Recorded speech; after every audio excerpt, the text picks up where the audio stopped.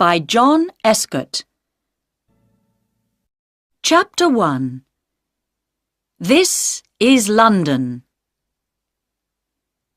Every year, more than 9 million people come from countries all over the world to visit London. They go to the theatres and museums. They look at interesting old buildings, many of them hundreds of years old. They sit or walk in the beautiful parks, or have a drink in a pub. They go to Oxford Street to look at the shops, or to Harrods. 2 million visitors go to the Tower of London. 1 million more go to see St. Paul's Cathedral. Yes, London is a big and beautiful city, with lots to see and do. But how did it all begin?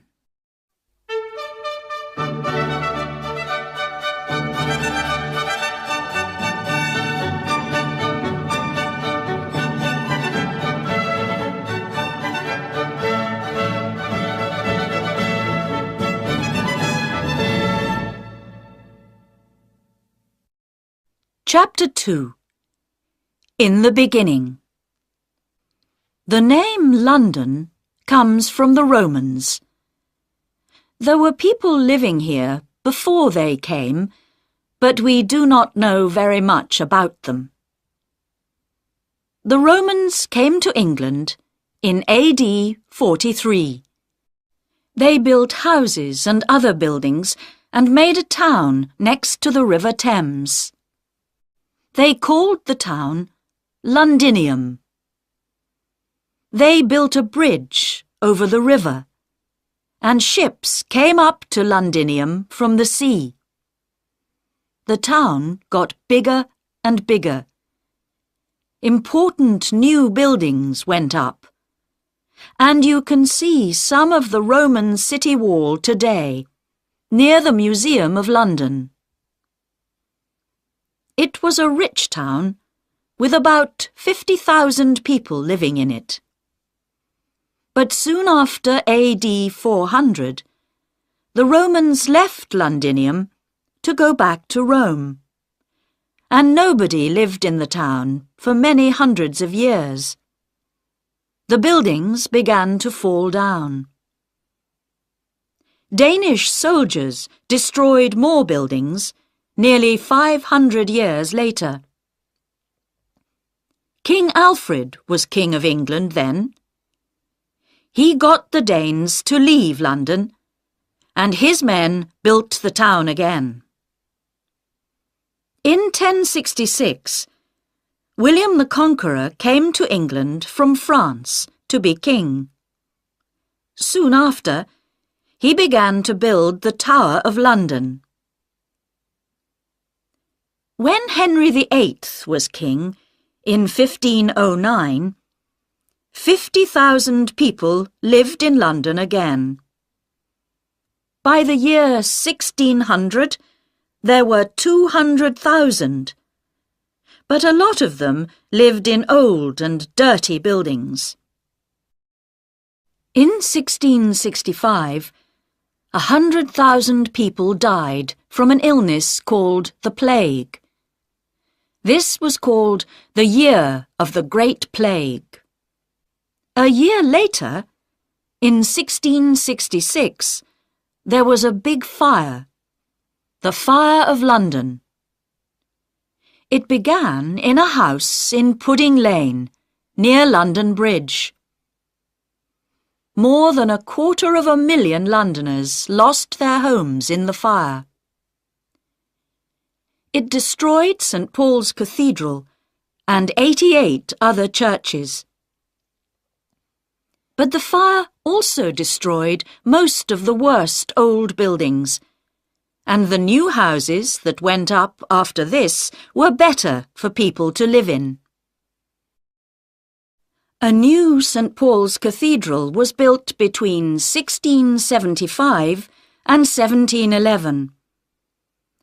By 1881, more than 3 million people lived in London. Today, more than 6 million people live here.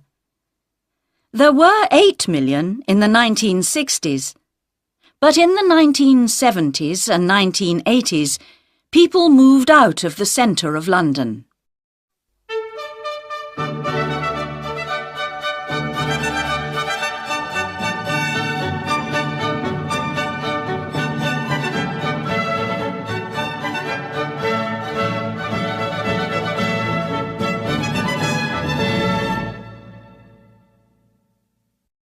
Chapter 3.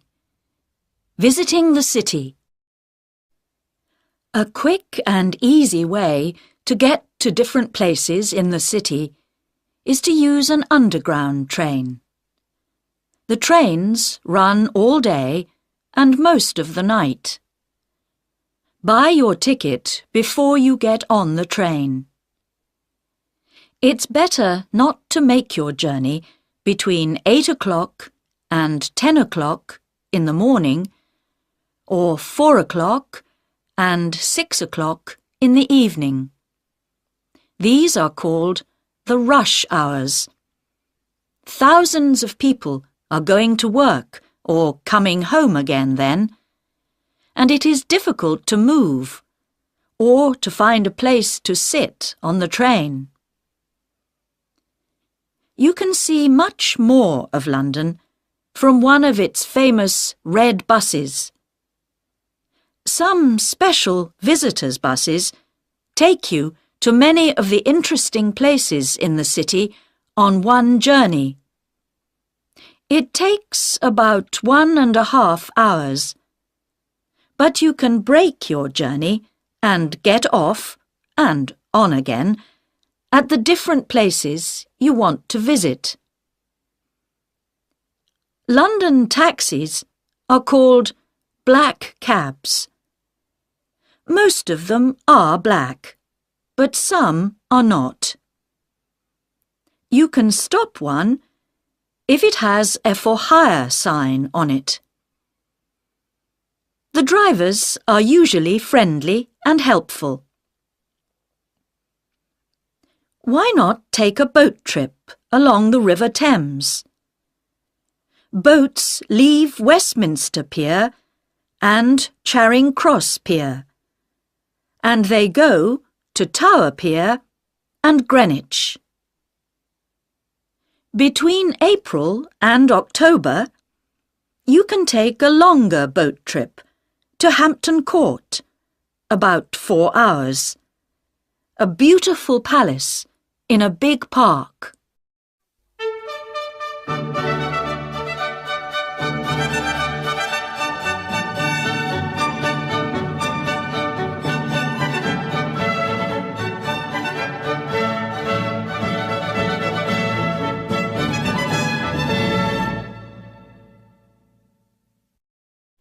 Chapter 4. Some places to go. The Queen has her London home at Buckingham Palace.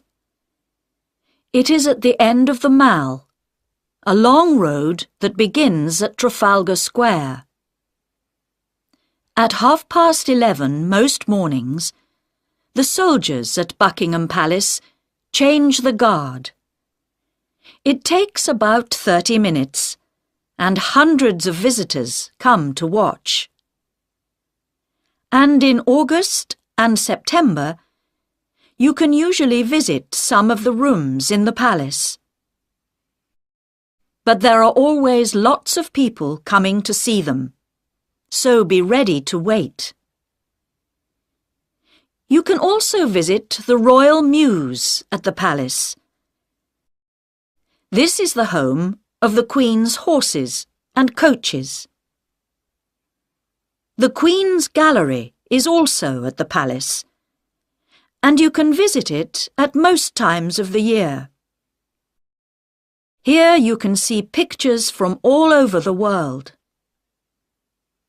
The Tower of London is now a museum and one of London's most famous buildings. More than 2 million people visit it every year. Yeoman warders, also called beefeaters, tell them all about the tower. You can see the crown jewels and visit the Bloody Tower and the White Tower.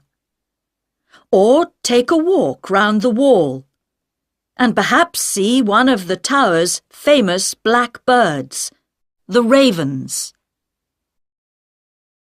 Tower Bridge is near the Tower of London. It is one of the most famous bridges in the city and first opened in 1894. St. Paul's Cathedral is not far away, on Ludgate Hill. It was built by Sir Christopher Wren after the Fire of London. Wren built more than 50 London churches. Visitors can go up to the Golden Gallery to look across London.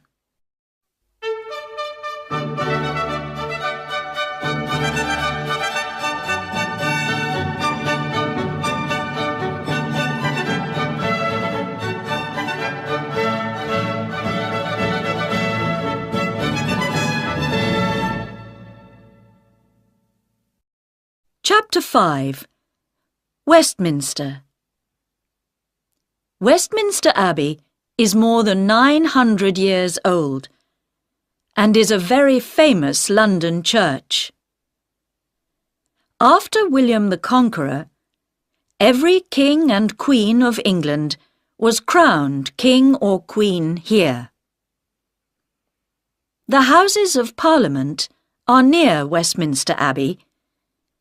This is the home of the British government. The clock high up on the building is called Big Ben.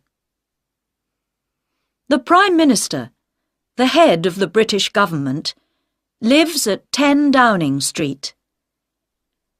Walk along Parliament Street to Whitehall, past the government buildings, and you can see the little street on your left. Parks and gardens. When you are tired of looking at buildings, you can sit or walk in one of London's beautiful parks.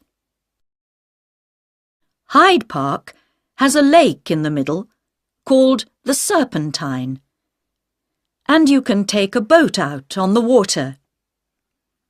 It is a good place to get away from the crowds and the noise of the city.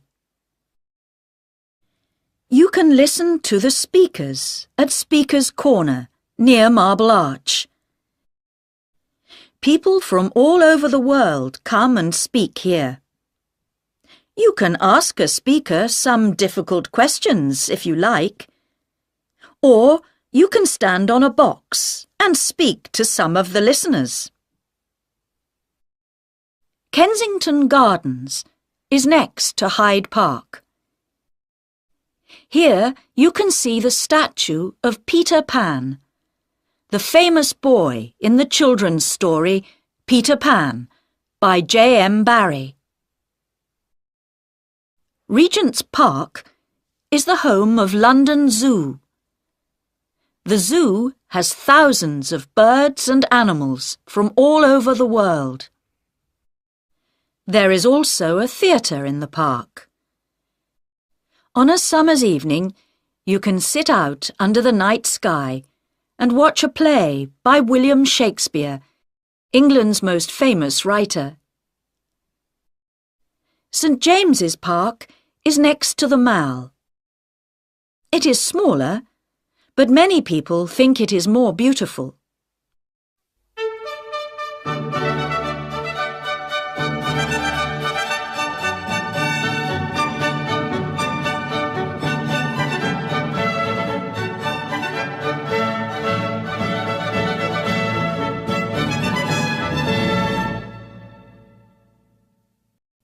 Chapter 6.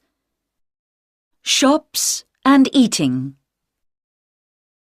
The most famous shop in London, some people say the most famous in the world, is Harrods in Knightsbridge. It opened in 1849. Oxford Street has many big shops: Selfridges, Marks and Spencer, John Lewis, Debenhams. There are always lots of people looking at the shops here. But at Christmas, thousands more people come to see the wonderful Christmas lights and to buy things for their friends and family for Christmas. Charing Cross is famous for its bookshops. There are lots of them, and they sell old and new books. One of the oldest and most famous is Foyle's. It has thousands of books, but it can sometimes be very difficult to find the book you want.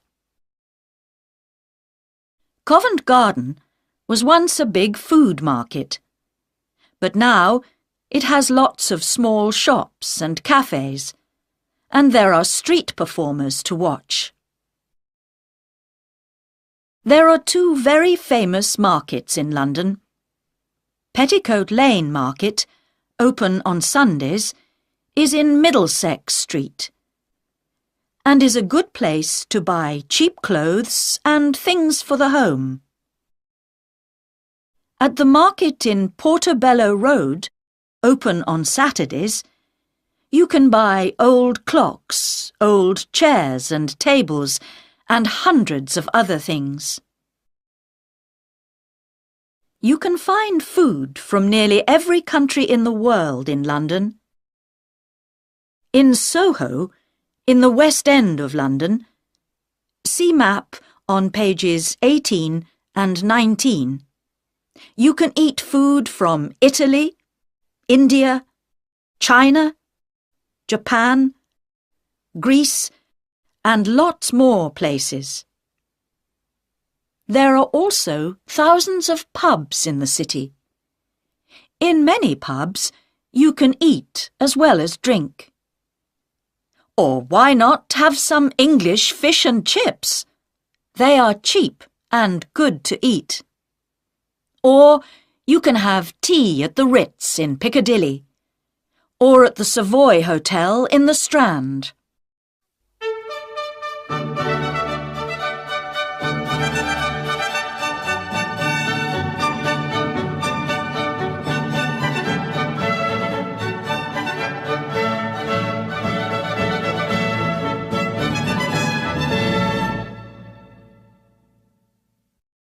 Chapter 7. Going Out. Theatres and Music. London's West End has some of the best theatres in the world, so tickets can be expensive. Go in the afternoon. It is often cheaper. There is something for everybody. From a play by the Royal Shakespeare Company at the Barbican Theatre to Agatha Christie's The Mousetrap. This play began in 1952, and thousands of visitors see it every year. There are lots of cinemas to visit. The most expensive are in the West End, but you can sometimes get cheap tickets on Mondays. You can hear wonderful music and singing from all over the world at the Royal Opera House in Covent Garden, the Royal Albert Hall in Kensington Gore, the London Coliseum in St Martin's Lane, and the Barbican Centre, Silk Street. For ballet, go to the Sadler's Wells Theatre in Rosebery Avenue or to the Royal Opera House. To get cheap tickets, buy them an hour or two before it begins. Do you like to listen to jazz musicians? You can hear some of the best at Ronnie Scott's Club in Frith Street, or at the Bull's Head Barns at Barnes Bridge, or at 100 Club at 100 Oxford Street. Sport. Some of the most famous English football clubs are in London.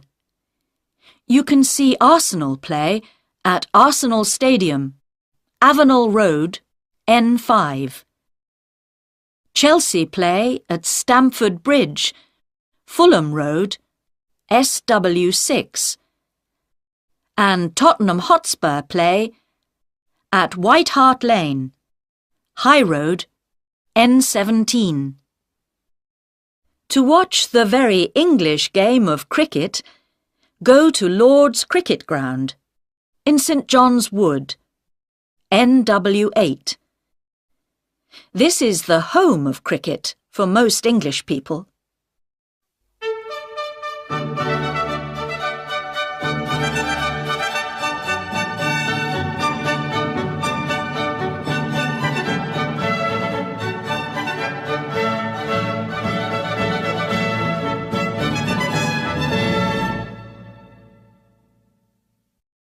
Chapter 8. Museums and Galleries.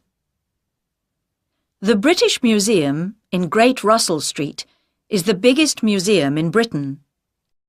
Tickets are free. The Museum of London at 150 London Wall is one of the most interesting museums in the city. It tells the story of London and its people. One more museum that tells a story is the Museum of the Moving Image, MoMI, on the South Bank, under Waterloo Bridge. This tells the story of cinema and television, and there are many things for visitors to see and do. You can act with actors on a film set, or you can read the news on TV. 4 million people visit the National Gallery in Trafalgar Square every year. They come to look at more than 2,000 pictures. Tickets are free. At the National Portrait Gallery in St Martin's Place, you can see pictures of famous people. Tickets are free here too. The London Dungeon in Tooley Street is a museum of horror.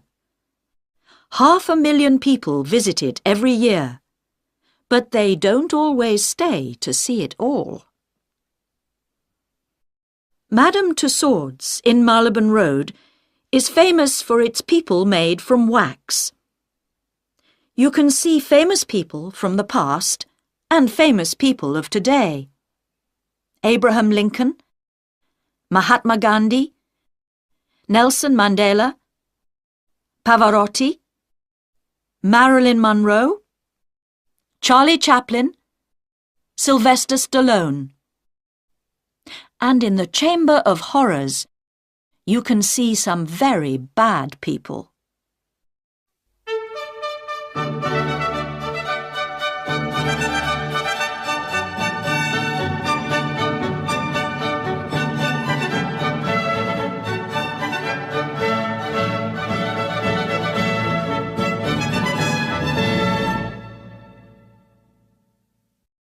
Chapter 9.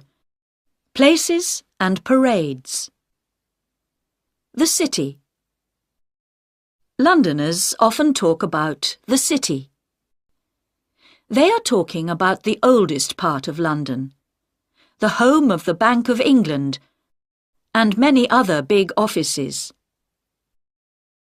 About 5,000 people live in the city, and at weekends it feels empty. But between Monday and Friday, nearly 500,000 people come here to work in the banks and offices. Look for the city men with their dark suits and umbrellas. St Paul's Cathedral is in the middle of the city, and the Bank of England has an interesting museum that you can visit. Also in the city is a very tall building, 60.6 metres high, called the Monument. Christopher Wren built this too, and it stands on the place where the Fire of London began in 1666. Some interesting and exciting days. Every year, on a Saturday morning in June, Foot Guards and Horse Guards have a parade for the Queen. This is called Trooping the Colour. The colour is the flag that the soldiers carry. Thousands of people stand in the Mall to see the Queen and the soldiers go past. The exciting Notting Hill Carnival is on the last Sunday and Monday in August. There are 2 wonderful parades to watch, one on Sunday and one on Monday. And you can see them going through the streets near Portobello Road and Ladbroke Grove. On the second Saturday in November, Londoners can see their new Lord Mayor in the Lord Mayor's Show, a parade from Mansion House, the Lord Mayor's home, to the Strand. The Lord Mayor is the most important person in the city after the Queen. The first Mayor of London was Henry Fitzalan in 1189. They were not called Lord Mayors until the time of King Henry VIII. Big red buses, London policemen, Buckingham Palace, Speaker's Corner, Big Ben, Notting Hill Carnival. These are some of the things you can find in London. But there are many, many more. Come and see.